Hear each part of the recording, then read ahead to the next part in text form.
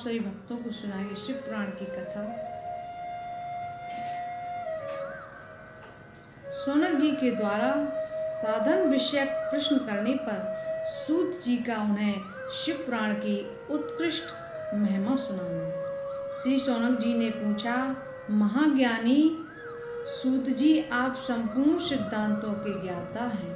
प्रभु, मुझसे पुराणों की कथाओं के सारत तत्व का विशेष रूप से वर्णन कीजिए। ज्ञान और वैराग्य सहित भक्ति से प्राप्त होने वाले विवेक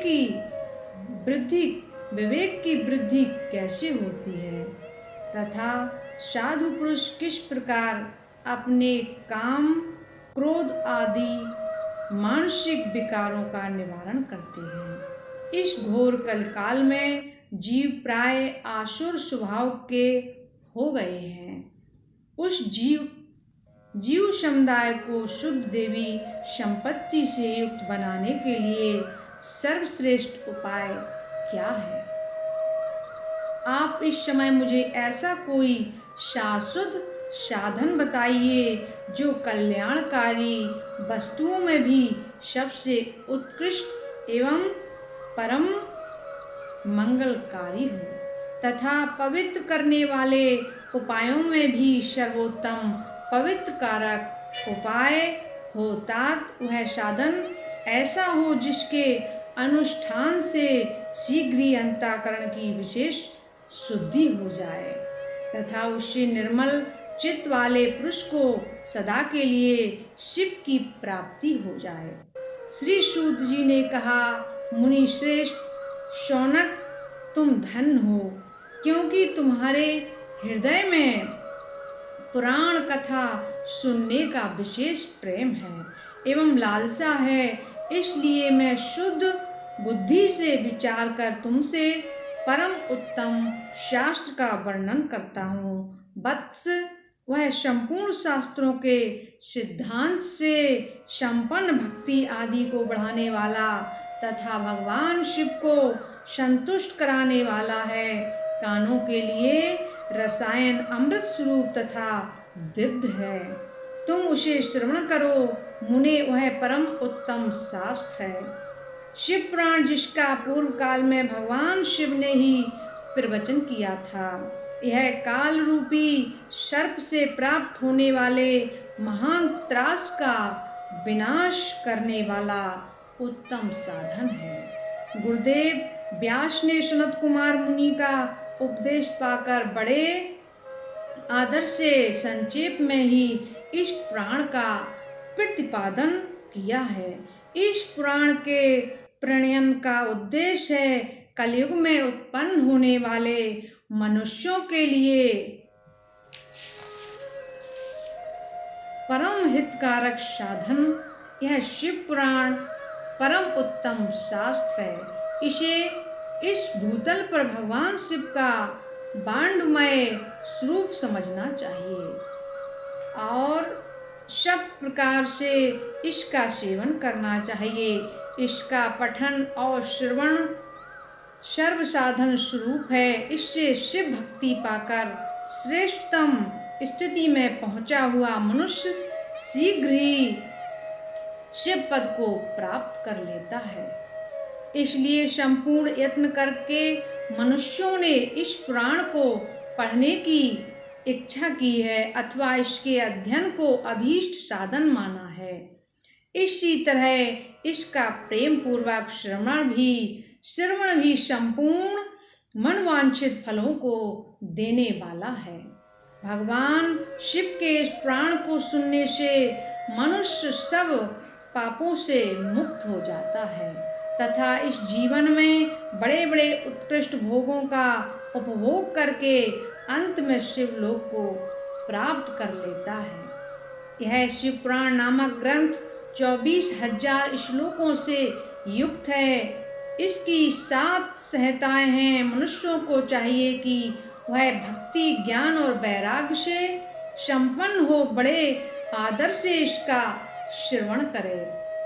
7 संहिताओं से युक्त यह दिव्य शिव पुराण पर ब्रह्मा परमात्मा के समान विराजमान है और सबसे उत्कृष्ट गति प्रदान कराने वाला है, जो निरंतर अनुसंधान पूर्वक इस शिव पुराण को बाँचता है अथवा नित्य प्रेम पूर्वक इसका पाठ मात्र करता है, वह पुण्यात्मा है, इसमें संशय नहीं है। जो उत्तम बुद्धि वाला पुरुष अंत काल में भक्ति पूर्वक इस पुराण को सुनता है, उस पर अत्यंत प्रसन्न होकर भगवान महेश्वर से अपना पदधाम प्रदान करते हैं।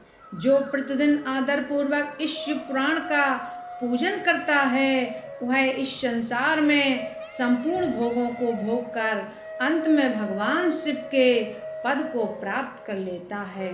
जो प्रतिदिन आलस्य रहित हो रेशमी वस्त्र आदि के वेष्टन से इसे शिव पुराण का सत्कार करता है, वह सदा सुखी होता है। यह शिव पुराण निर्मल तथा भगवान शिव का सर्वस्व है। जो यह लोक और परलोक में भी सुख चाहता हो, उसे आदर के साथ प्रयत्न पूर्वक इसका सेवन करना चाहिए।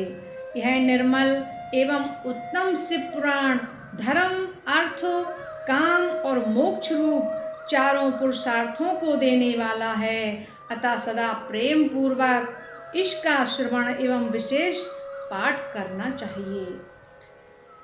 शिव पुराण के श्रवण से देवराज को शिवलोक की प्राप्ति तथा चंचला का पाप से भय एवं संसार से वैराग्य।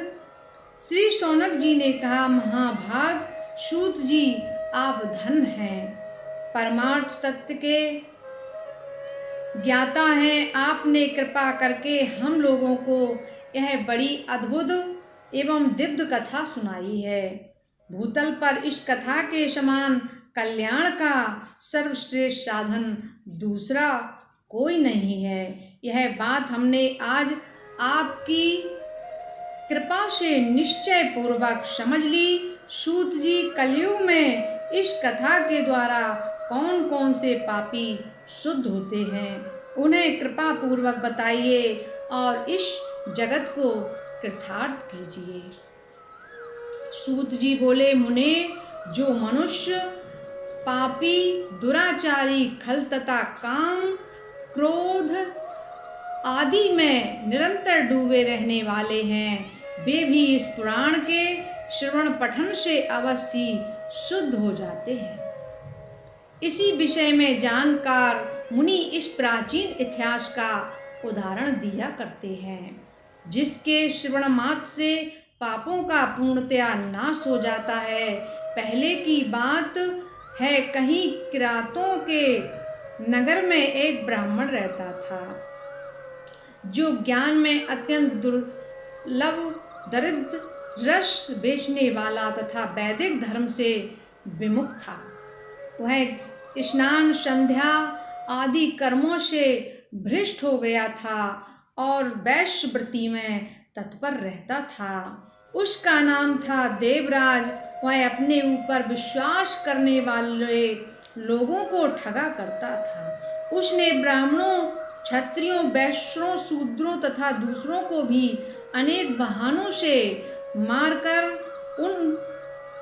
उनका धन हड़प लिया था, परंतु उस पापी का थोड़ा सा भी धन कभी धर्म के काम में नहीं लगा था। वह वैश्यगामी था, सब प्रकार से आचार भ्रष्ट था। एक दिन घूमता घामता वह देवयोग से प्रतिष्ठानपुर झूसी प्रयाग में जा पहुंचा। वहां उसने एक शिवालय देखा, जहां बहुत से साधु महात्मा एकत्रित हुए थे। देवराज उस शिवालय में ठहर गया, किंतु वहां उस ब्राह्मण को ज्वर आ गया। उस ज्वर से उसको बुखार आ गया। उस ज्वर को बड़ी पीड़ा होने लगी। वह एक ब्राह्मण देवता शिव पुराण की कथा सुना रहे थे। ज्वर में पड़ा हुआ देवराज ब्राह्मण के मुखारविंद से निकली हुई उस शिव कथा को निरंतर सुनता रहा। 1 मास के बाद वह ज्वर से अत्यंत पीड़ित होकर चल बसा। यमराज के दूत आए और उसे पासों से बांधकर बलपूर्वक यमपुरी ले गए। इतने में ही शिवलोक से भगवान शिव के पार्षदगण आ गए। उनके और अंग कपूर के समान उज्जवल थे, हाथ त्रिशूल से सुशोभित हो रहे थे। उनके संपूर्ण अंग भस्म से उद्भासित थे और रुद्राक्ष की मालाएं उनके शरीर की शोभा बढ़ा रही थीं। वे सब के सब क्रोधपूर्वक यमपुरी में गए और यमराज के दूतों को मार पीट कर बारंबार धमकाकर उन्होंने देवराज को उनके चंगुल से छुड़ा लिया और अत्यंत अद्भुत विमान पर बिठाकर जब वे शिवदूत कैलाश जाने को उद्धत हुए, उस समय यमपुरी में बड़ा भारी कोलाहल मच गया। उस कोलाहल को सुनकर धर्मराज अपने भवन से बाहर आए। साक्षात दूसरे रुद्रों के समान प्रतीत होने वाले उन चारों दूतों को देखकर धर्मज्ञ धर्मराज ने उनका विधिपूर्वक पूजन किया और ज्ञान दृष्टि से देखकर सारा वृत्तांत जान लिया।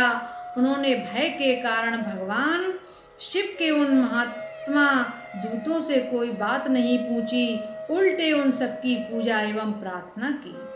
तत्पश्चात वे शिवदूत कैलाश को चले गए और वहां पहुंचकर उन्होंने उस ब्राह्मण को दया सागर शाम्ब शिव के हाथों में दे दिया। शौनक जी ने कहा, महाभाग सूत जी, आप सर्वज्ञ हैं। महामते आपके कृपा प्रसाद में से मैं बारंबार कृतार्थ हुआ हूँ। इस इतिहास को सुनकर मेरा मन अत्यंत आनंद में निमग्न हो रहा है।